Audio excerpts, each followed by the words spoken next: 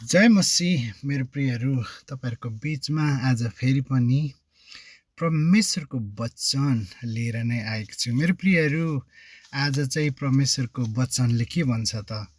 है, in whom we have a redemption through his blood भन्छ है। साँच्चै उहाँको रगतले हामीलाई किन्नु भएको हो। कलसीको 14। मेरो प्रियहरू, उहाँको रगत चाहिँ अति नै बहुमूल्य छ। मान्छेले भन्छ नि, तिमीहरू बेचिएको डलरमा भन्छ। हामी डलरमा बेचिएको होइन मेरो प्रियहरू, हामी चाहिँ प्रभु येशूको रगतमा बेचिएको, उहाँले किन्नुभएको हामीलाई। हाम्रो चाहिँ स्वर्गको नागरिकता छ मेरो प्रियहरू। किनभने गाई, वस्तु, जनावर, खोला, नाला, मूर्ति केले पनि जोगाउन सक्दैन। हाम्रो पाप केले धुन्छ? मात्रै प्रभु येशूको रगतले। आमेन। प्रभुको महिमा स्तुति प्रशंसा भएको होस् मेरो प्रियहरू, किनकि उहाँको रगत चाहिँ बहुमूल्य। येशूको नाउँमा शक्ति छ, सबै घुँडा टेक्ने छ र जिब्रोले भन्ने छ येशू ख्रीष्ट नै प्रभु हो भनेर। आमेन, हालेलुया।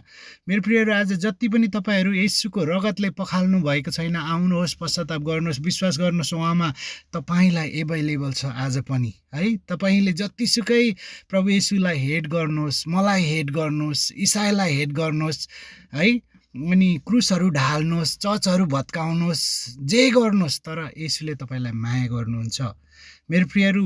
तर जुन दिन तपाई ढिलो टुलेट हुनुहुन्छ नि, अनन्तसम्मको लागि तपाई चाहिँ दाराकिट है, आगो र गन्धकमा हुन्छ। अनि त्यहाँ कसैले पनि तपाईलाई येशूले माया गर्छ भनेर कसैले पनि भन्दैन। यहाँनेरि अर्थमा चाहिँ, पृथ्वीमा चाहिँ मान्छेले यस्तो हेट गर्छ क्या, येशू भन्ने बित्तिकै बिख हुन्छ मान्छेहरूलाई। तर आगो र गन्धकमा चाहिँ मैले एकचोटि मौका पाए पनि हुन्थ्यो भनेर मान्छेहरू कोलाहलमा चिच्याइरहेको हुन्छ है, आगोले भत पोल्दाखेरि। तर त्यतिखेर के हुन्छ? ढिलो हुन्छ। आज नै पश्चाताप गर्नुहोस् मेरो प्रियहरू, तपाईहरूलाई मेरो विनम्र अनुरोध गर्छु। हामी ईसाईहरुकै चाहिँ यति नै हो, तपाईहरु स्वर्गमा प्रवेश गर्नुहोस्। तपाईले रिलिजन फेर्नु पर्दैन, रिलिजनले तपाईलाई बचाउँदैन। कुनै पनि रिलिजनले तपाई र प्रभुसँग रिलेसनशिप हुनु पर्यो। नयाँ गरी जन्मिएन भने मान्छे स्वर्गमा प्रवेश हुन सक्दैन। आमेन, हालेलुया। हुन्छ, सानो छोटो प्रेयर गर्नेछौँ अनि हामी यहाँबाट छुट्नेछौँ। महान अनि जीवित परमेश्वर पिता, पुत्र, पवित्र आत्मा, धन्यवाद तपाईलाई आजको सुन्दर बिहानीको लागि।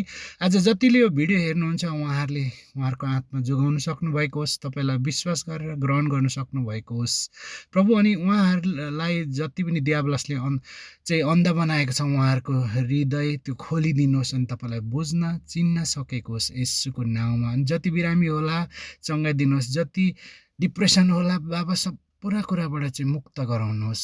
अनि फाइनेन्सियल है, आर्थिक अवस्था कमजोरी होला, तपाईँको छोराछोरीलाई आशिष दिनुहोस् येशूको नाममा। आमेन। हुन्छ, जय मसीह। धन्यवाद तपाईहरुलाई आजको भिडियो हेरिदिनु भएको लागि।